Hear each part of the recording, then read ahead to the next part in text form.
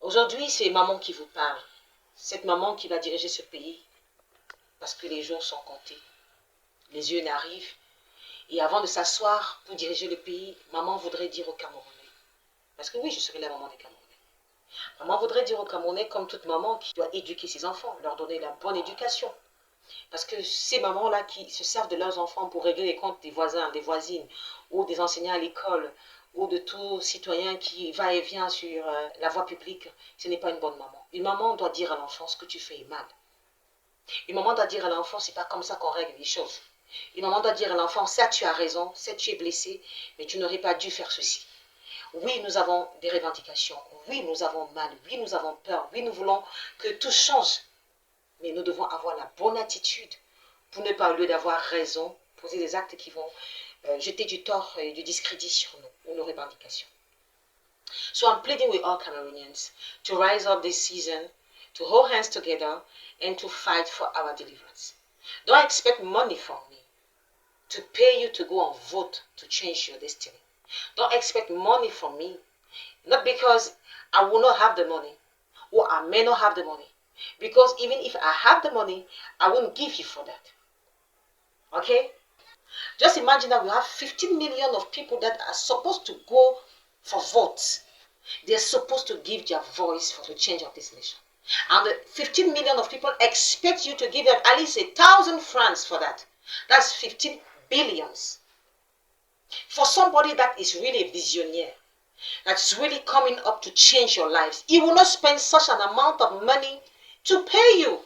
Instead, he will do such expenditures to create jobs, to give you jobs, not to give you money for a day, because if you're doing today, you'll be hungry tomorrow.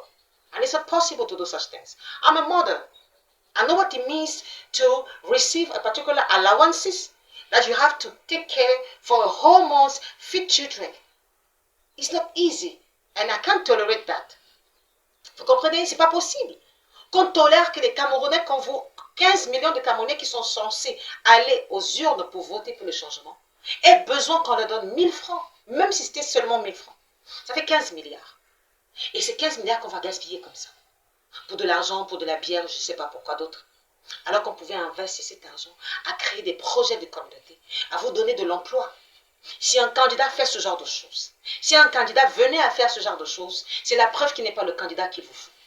Parce qu'il vous donne les miettes pour se réserver la grosse part du gâteau, et lui et sa clique qui l'accompagne. La preuve, depuis qu'on vous donne de l'argent pour voter. Voici 42 ans aujourd'hui, qu'est-ce qui a changé? 15 km de Yaoundé, il n'y a pas d'eau, il n'y a pas de lumière. 15 km de la capitale. Je ne parle pas des zones reculées. C'est pour dire que cet argent qu'on vous donne, c'est votre salaire pour avoir trahi le Cameroun. C'est votre salaire pour avoir trahi votre mère patrie, qui n'attend que vous pour être délivré. Et j'insiste à le dire, Dieu va régler le compte de tout dirigeant camerounais qui s'est amusé à utiliser le pouvoir pour écraser le peuple. Je le dis haut et fort, mon souhait, c'est que Dieu ne fasse pas pareil avec la population camerounaise qui a participé à ce viol, qui a participé à cette destruction. Je m'adresse à la diaspora camerounaise, je m'adresse aux Camerounais en interne. Il est temps que ça change. C'est l'heure que les choses changent. Dans la diaspora, beaucoup ont milité pour que ce gouvernement reste en place parce que ça sert leurs intérêts. À l'intérieur du pays, beaucoup militent que ce gouvernement reste en place parce que ça sert les intérêts. On n'a pas un problème avec ça, c'est votre choix. Mais si vous le faites dans les règles de l'art, sans tricherie, sans abus, on respecte ça. Mais si à cela, vous allez ajouter de l'abus, de la tricherie, on n'accepte pas ça. Je n'accepte pas ça. Et Dieu non plus. Et je vous préviens, comme je l'ai fait, ce n'est pas des menaces, hein. Non, c'est un avertissement. Ce n'est pas moi qui vais le faire. Ce n'est pas moi qui vais vous régler votre compte, c'est Dieu. Parce que des gens gémissent. Allez à Bafoussam, allez à Fumban, allez dans l'Est, pour des zones que j'ai visitées, allez à Kribi, dans le Sud, à Ebolova, à Sambelima.